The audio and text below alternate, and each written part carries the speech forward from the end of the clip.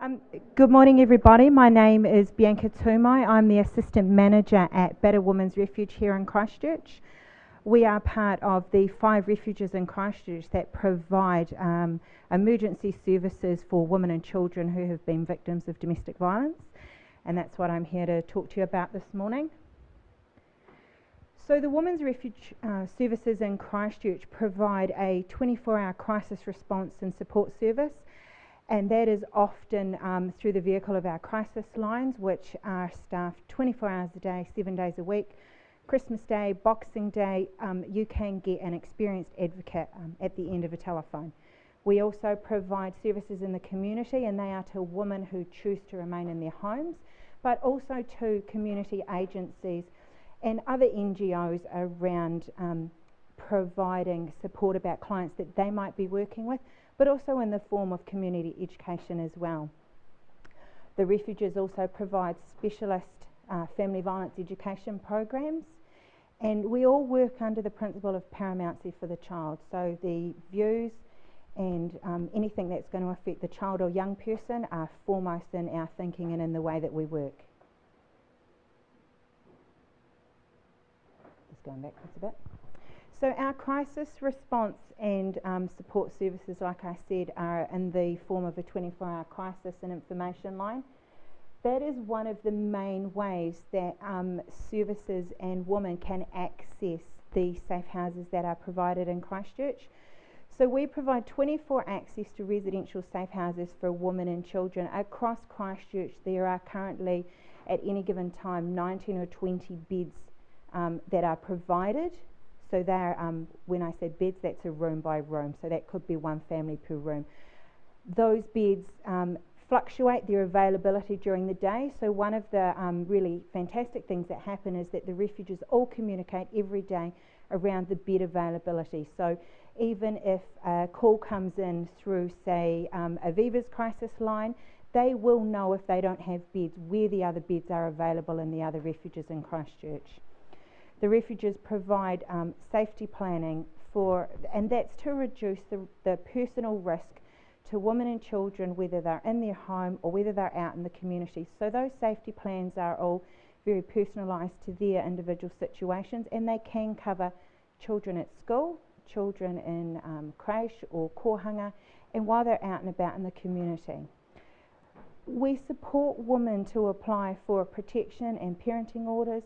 Also, some of the other family court orders that go along with that, like occupancy orders or furniture orders as well. So we can help women get in touch with really good family court lawyers. We can help them go through the process of filling out those forms. We support them to write their affidavits, which is a really difficult thing for women to do when they have to look back and reflect over the situation that has brought them to this point. No one sort of takes lightly doing these things. We will go to family court with them. If we're allowed, we will sit beside them in the courtroom, and we will support them through that whole process, and then provide the education for them in how to use those protection orders and how to report, and really to make sure that those orders are used effectively to keep these women and children safe. All of the refuges also provide telephone follow-up for those police reports that Stu was talking about. So all of those police reports come into Battered Women's Refuge every morning. They come in via the email system, and then those reports are sent out to whichever refuge is on that 2-week duty period. And that refuge's role is to contact or attempt to contact all of the female victims that are named on those police reports, or any females that are witnesses there that perhaps is identified that they might need some support as well. And that's making sure that they're safe, that they've got some support around them, that they know what services they can access, they're offered refuge support, and sometimes it's about doing a safety plan with them over the phone until they can get in to see somebody. So just a little bit around the safe house entry criteria, because I think sometimes this is a little bit difficult for people to kind of get their heads around.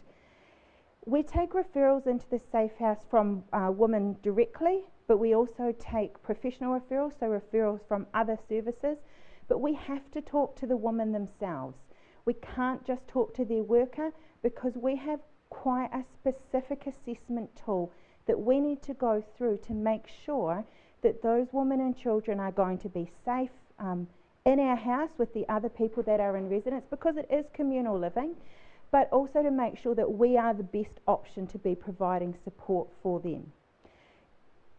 We can do that assessment over the phone, particularly if it's outside hours, but if it's during work hours, we do like to see them and do that assessment with them face to face, because sometimes there might be other services that are best to meet their needs. Women must be experiencing domestic violence as defined by the Act. We do take women with alcohol and drug problems, however, they need to be managed. So they need to be case managed, or they need to be perhaps on the methadone program, or seeing somebody regularly around those issues. We also take women with managed mental health problems, so they need to be case managed and perhaps on medication. They need to be seeing somebody regularly. We need, as a refuge, to have a point of call for their mental health issues, because we deal in domestic violence and we look to our partner agencies for support in those other areas. Adolescent boys and young men is sometimes a little bit of an issue with refuge safe housing. So generally, if a woman has a child, a young boy sort of around the age of 14, then it is on a case-by-case basis, because I guess we all know there are some pretty, there's some pretty big sort of 14-year-olds out there, and we need to make sure that the other women and children in the house feel safe as well. The refuges provide community services, so that's around providing information, support and advocacy, around legal stuff, around the safety plans. We provide a rural outreach service, so we have a community worker that goes out and works alongside Chris Hurring in North Canterbury, particularly Rangiora and Kaipoi. We generally go kind of as far up as Hamner and cover down we cut off at Ashburton, and refuges in Ashburton down pick up those areas. We work in the community to educate other NGO agencies or other community groups. We work alongside the Family Violence Collaboration and some of the teams around raising public awareness and campaigns about family violence. We want to support the community so that they can recognise, respond and refer around family violence. All of the community services in Christchurch, possibly have contact with victims of family violence, and it's about making sure everybody knows the most appropriate service to refer them for. The refuge also provides access to the Shine Safe at Home program, which is provided through Aviva, as well as the Community Crisis Intervention Service for Men, which I know somebody is here to talk to us a bit more about, as well as they provide access to a microfinance service around interest-free loans. So those services are offered by Aviva, which is formerly known as Christchurch Women's Refuge, and I'm sure that perhaps Andy can talk a wee bit more about some of those services.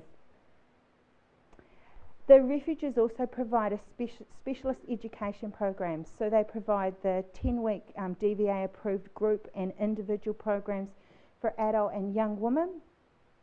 They provide a 10-week DVA group program for children, as well as there is a 10-week Footsteps to Freedom program provided that doesn't rely on somebody having a protection order necessarily. There are fortnightly support groups provided, and these groups are usually run within the school term. And there are also programs provided for siblings that have witnessed domestic violence. In Christchurch, we're fantastically lucky to have access to some refuges that specifically meet the needs of our Māori whānau in Christchurch. So that is provided through Otatahi Women's Refuge, and they're a specialised kaupapa Māori service. They provide emergency accommodation, information and advocacy right across the whole whānau in the form of residential, community and rural outreach services. We're also really lucky to have access to Shakti, which is a specialist service that works with women predominantly of Asian, African and Middle Eastern descent, and they also provide a safe house, a crisis line and that information and advocacy service as well. And just sort of going back, as I was saying before, all of the refuges operate as paramountcy agencies, and the welfare and the interests of the child or young person are our first and foremost decision, and that is in working with the women and the children, but also in those strategic decisions that we make as an agency as well. It's making sure that the voice of that child is always in the room. These are the contact details for the 5 refuge services in Christchurch.